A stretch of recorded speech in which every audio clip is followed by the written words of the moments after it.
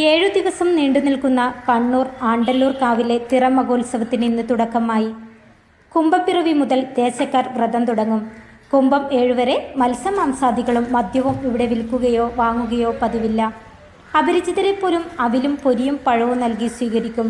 ഉത്സവത്തിൻ്റെ ഭാഗമായി ഒരു പഞ്ചായത്താകെ ശുചീകരണ പ്രവൃത്തി നടത്തുന്നത് ഇവിടെ മാത്രമാണ്. അതിരാളവും മക്കളും ഇളങ്കരുവൻ, പൂതാടി, നാഗകണ്ഠൻ, നാഗഭഗവതി, മലക്കാരി, പൊന്മകൻ, പുതുച്ചോകൻ, വേട്ടക്കുരുമകൻ, ബപ്പുരാൻ തുടങ്ങിയ തെയ്യങ്ങൾ കെട്ടിയാടും. ഉച്ചയ്ക്ക് 1 മണിക്ക് ക്ഷേത്രമുറ്റത്ത് ബാലി സുഗ്രീവ യുദ്ധം, വൈകിട്ട് മെയ്യാലുകൂടൽ, തുടർന്ന് സൂര്യാസ്തമയത്തോടെ പ്രധാന ആരാധനാമൂർത്തിയായ ദൈവത്താർ പൊന്മുടിയണിയും. സഹചാരികളായ അങ്കക്കാരൻ, ബപ്പുരാൻ തുടങ്ങിയവരും തിരുമുടിയണിയും.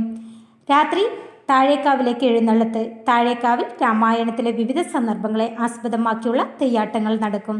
ഫെബ്രുവരി 19 വരെ തെയ്യാട്ടങ്ങൾ തുടരും. First one news, Payyanur.